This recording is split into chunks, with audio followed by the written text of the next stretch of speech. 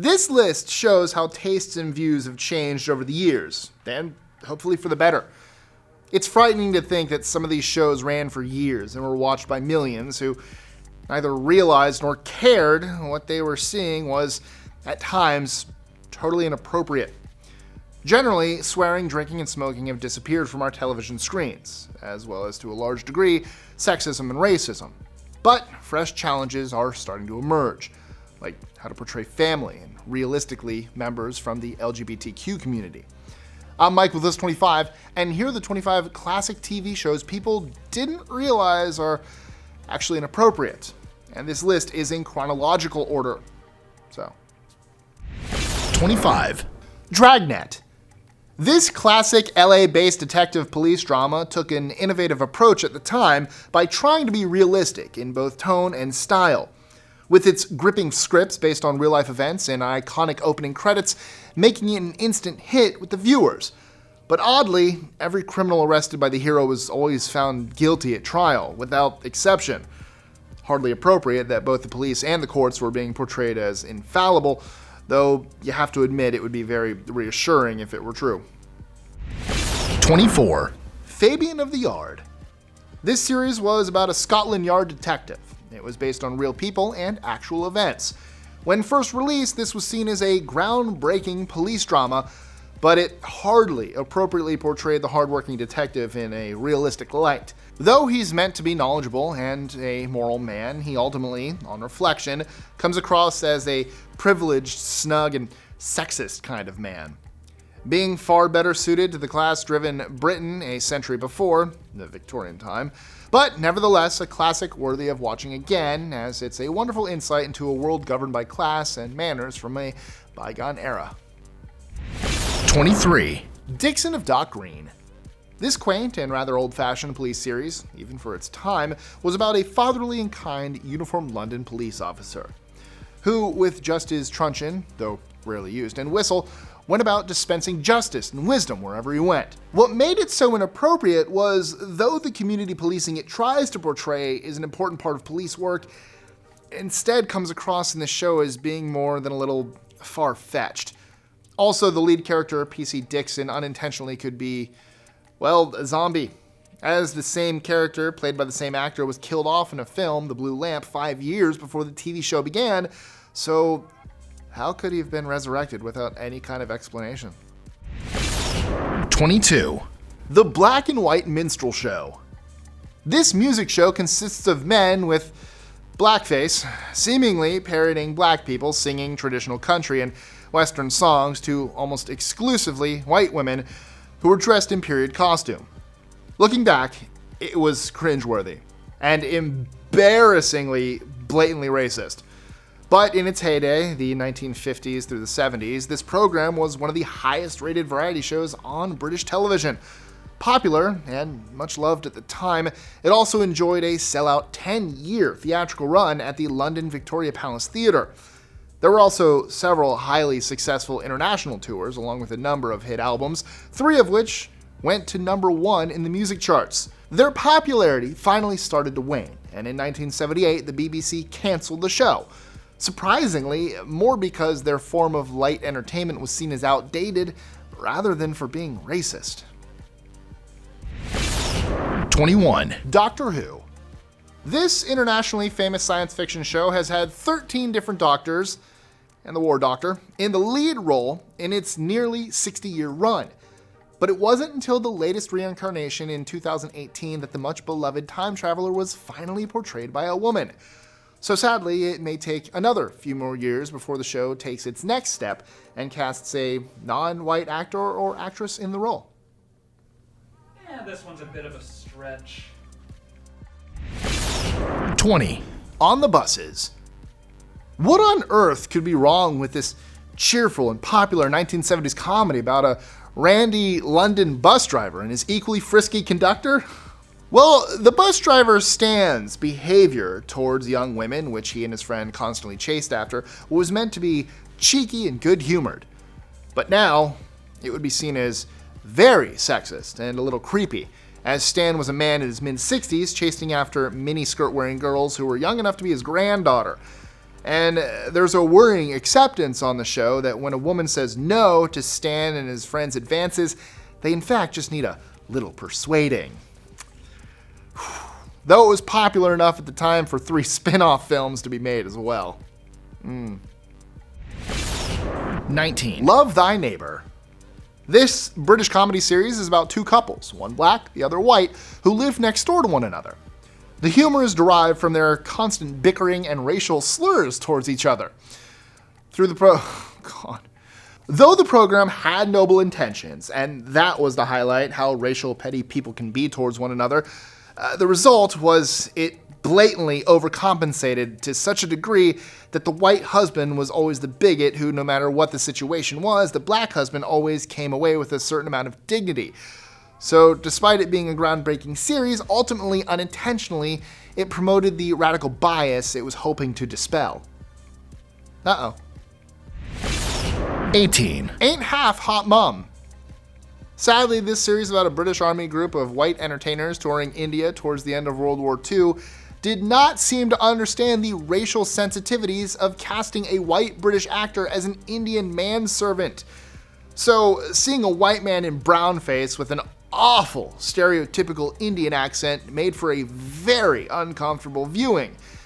And it wasn't helped either by the fact that the handful of actual Indians in the show were portrayed as lazy, devious, and not that bright. Not surprisingly, this show has not been reran on television for a number of years. 17. Happy Days. Happy Days was a long-running hit comedy show about the Cunningham family and their friends during the 1950s and 60s. It was fun and very likable, with one character, the Fonz, a mechanic nearing middle age. He was so cool that all he had to do was look at a girl and click his fingers and they instantly were his, often walking away with more than one woman at a time. Also, though Asian people seem to exist in this slice of American life, African Americans seemed a rarity. 16. The Life and Times of Grizzly Adams. This show was a wholesome historical drama about a frontier man living in the mountain wilderness of North America where he raises an abandoned male grizzly bear cub. This is hardly possible, as male grizzly bears are highly territorial and solitary creatures who are prone to aggressive outbursts. This is backed up by the fact that the production company used an adult female bear in all the series to portray the character of Ben the bear, as they are far tamer and far less dangerous around people.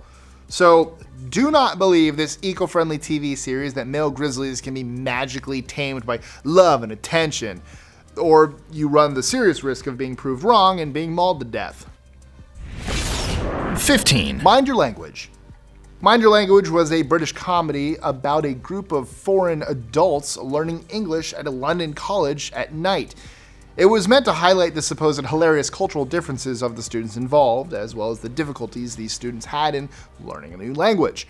But instead, it comes across as being racist, reinforcing on so many levels various national and ethnic stereotypes in the most highly negative way possible.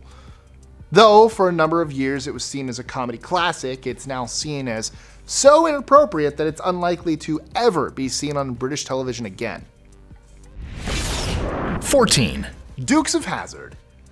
This light-hearted comedy about a pair of cheeky, good-looking brothers and their crazy adventures in and around their southern farm was always more than a little questionable. It made light of a corrupt legal and electoral system. Both the sheriff and mayor are openly crooked.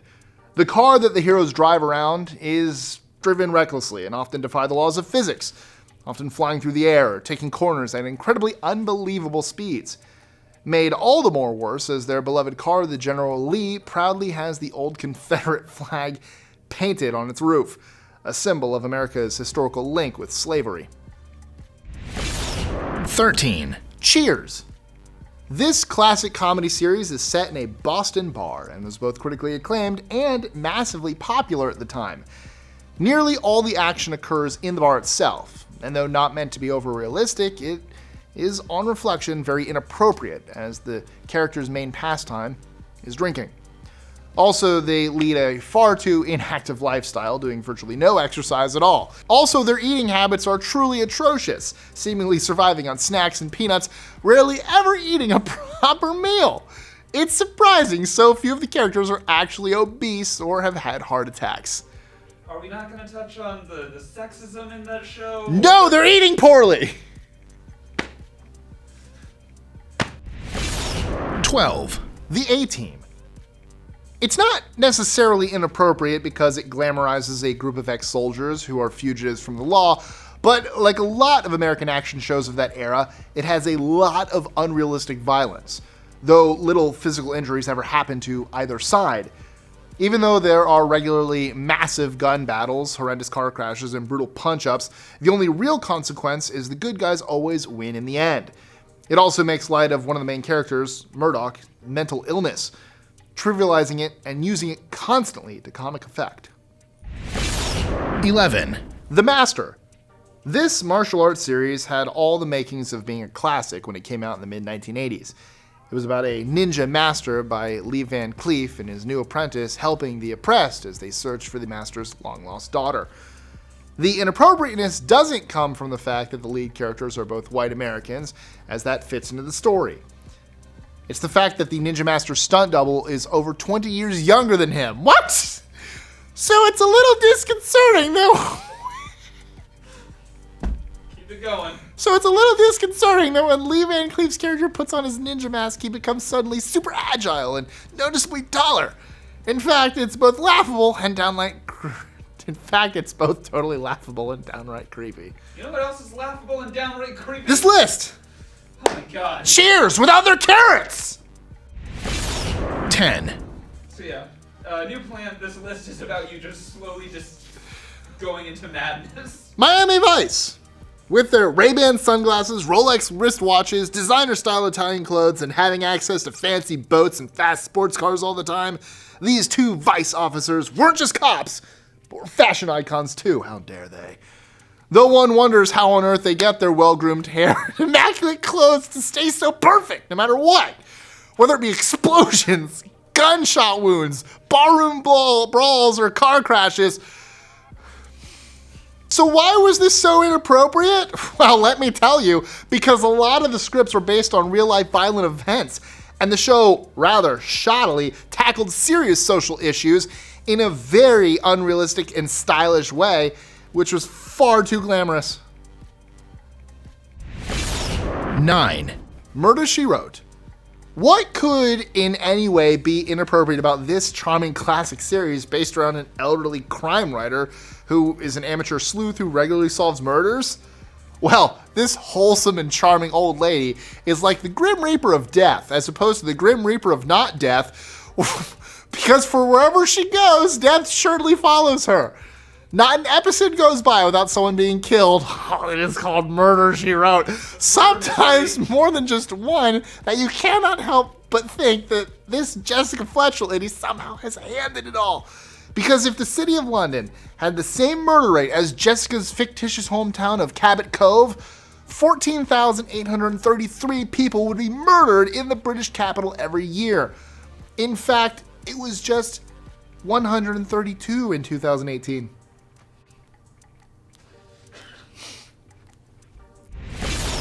8, Baywatch. Is this series harmless fun or over-the-top glorification of the female and male body? Prompting unrealistic, perfect bodies and stereotypes. I know, List 25 does that too, we're guilty. In flimsy scripted episodes. And why is it that women lifeguards wear skin-tight and revealing swimming costumes, yet men's are baggy and conservative? It's almost as if that's how it is in real life. Putting all those aside, it's highly inappropriate for lifeguards to solve crimes, be social workers, or political activists while on duty. Also, their perfect hair and continual slow motion moving is downright weird. But nevertheless, this very dated program and its catchy soundtrack is strangely hypnotic once you start to watch, so be warned. We started this list hating racism, and now we're just like, you're moving in slow motion? Get out of here! Well, it's in chronological order.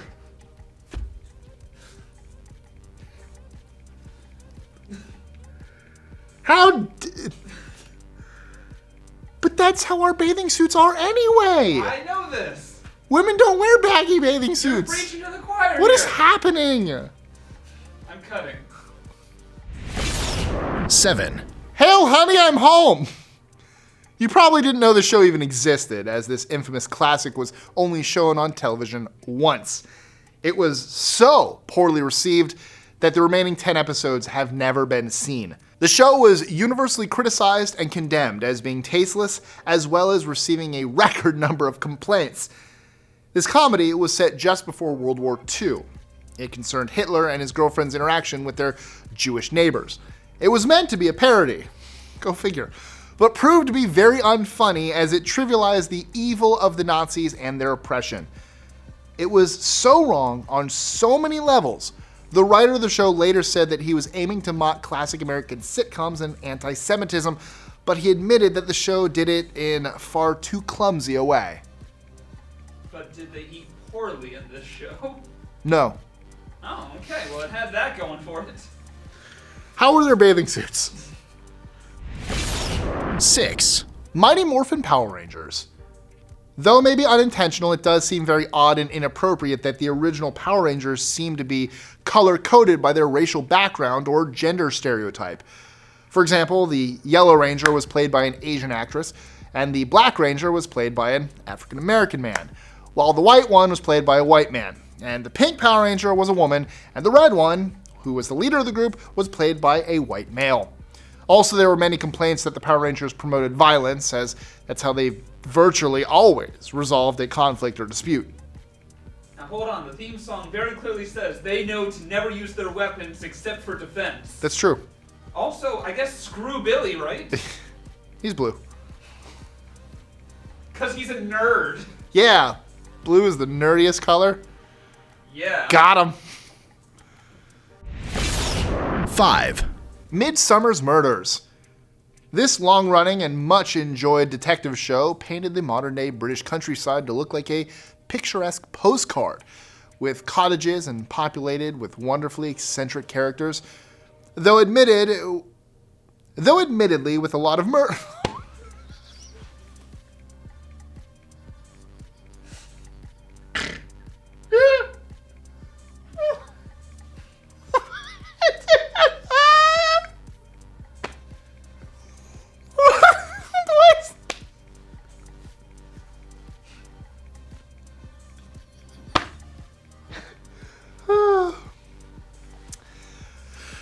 Though admittedly with a lot of murders. It wasn't realized for a long time that all the large cast of central and main characters were all white. Even the extras were virtually all white. This was hardly representative of the diversity that is modern-day Britain. When there was finally a public outcry about this, an Asian character was added in 2012, just 15 years after the show first aired. But to be fair, it took this long for the audience of millions to notice this glaring oversight. 4, The CSI TV franchise. These series were not only highly entertaining and well made, but gave a valuable insight into the world of forensic science. But surprisingly, some US courts voiced their concerns that the series was raising juries' expectations far too high about how much a role forensic scientists could play in a case. With limited resources, time, and manpower, it could only be used selectively, something a jury couldn't always comprehend after seeing it used so effortlessly and effectively on CSI. 3, Storage Wars. This reality show follows a bunch of real-life characters who attend auctions in California in an attempt to buy abandoned storage lockers for profit. What's often overlooked is that these buyers gleefully prey on the misfortune of others and are more than happy to sell off people's much-loved and treasured family heirlooms without a moment's hesitation. 2, Dora the Explorer. Yes. What could be more innocent than a cartoon about a cute 7-year-old Latino girl's adventures of exploration with her lovable pet monkey called Boots? I think Boots is more of a best friend and not a pet. That alone is kind of offensive. Sorry. Well, it seems to encourage irresponsible behavior in young children. In one episode, Dora wandered around alone in the jungle and ended up chatting with a lion who was lazing in a tree. Do we really want our children to think it's perfectly fine to approach a carnivorous predator for casual conversation? I think not. The movie was great. Though. 1. Hit me with number 1. The Apprentice. Oh, no. This business reality competition show promotes people to become entrepreneurs in the most inappropriate way. By glossing over many of the complications and costs involved in running a business, I should know I run them all beautifully. It disguises arrogance as a can-do attitude and promotes being competitive with your colleagues rather than truly working together.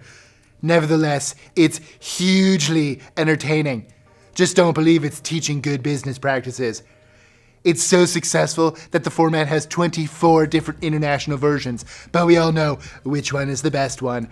The American adaptation was hosted by the soon-to-be President of America, not the President of the United States, Donald J. Trump. So what shows do you enjoy that maybe aren't as appropriate when looking back at them? Let us know in the comments below or tweet your answer to us at list25 or to me personally at Michael B. Estrin. And if you like this video, whew, God bless you. Check out the ones in this playlist here. Oh boy. That was a ride. Sure was. God.